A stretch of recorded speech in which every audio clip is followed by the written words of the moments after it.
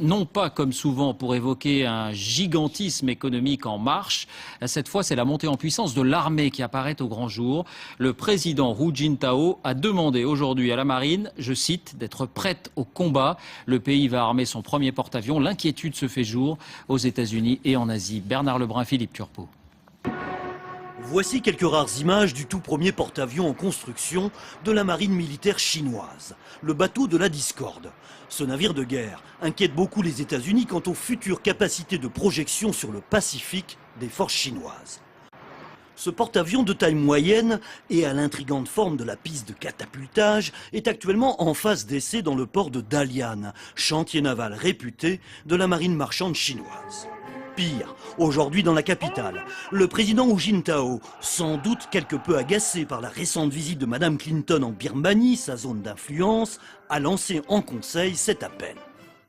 Le président Hu a appelé ce mardi la marine chinoise à accélérer sa modernisation et à mener des préparatifs intensifs pour le combat militaire afin de sauvegarder la sécurité nationale et la paix mondiale. Les mots sont forts, et pourtant, comparé au tout nouveau porte-avions nucléaire Ronald Reagan, fleuron de la 7e flotte américaine du Pacifique, le futur porte-avions chinois ne peut guère impressionner. Les équipages ne sont pas encore entraînés, c'est-à-dire qu'au niveau des aviateurs, par exemple, ils n'ont pas encore appris à décoller de ce porte-avions. Donc on est encore loin véritablement de la professionnalisation et de la capacité américaine. Mais c'est ainsi, depuis cet été, on assiste à un véritable duel verbal sino-américain sur le Pacifique. Lors de sa récente visite en Australie, Barack Obama a annoncé le déploiement de 250 Marines sur place. Une annonce qui, là encore, semble avoir beaucoup irrité Pékin.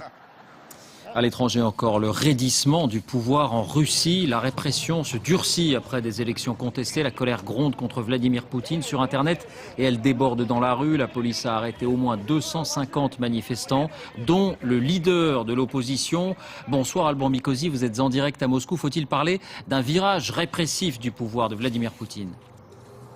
Bien, disons que dimanche, et pour la première fois, le régime a eu peur. Le résultat des élections législatives est très mauvais pour les amis de Vladimir Poutine qui ont perdu 12 millions d'électeurs en 4 ans. Alors comme souvent ici, on fait appel à la force, à la police et à l'armée. J'ai pu voir personnellement ce matin plusieurs centaines de soldats supplémentaires prendre position dans le centre de Moscou. Ce sont eux qui sont intervenus ce soir. L'objectif est de montrer qu'il n'y a pas d'alternative à Vladimir Poutine et qu'il tient solidement le pouvoir. Parallèlement ce soir, sur toutes les chaînes de télévision, il a annoncé des réformes pour après les présidentielles.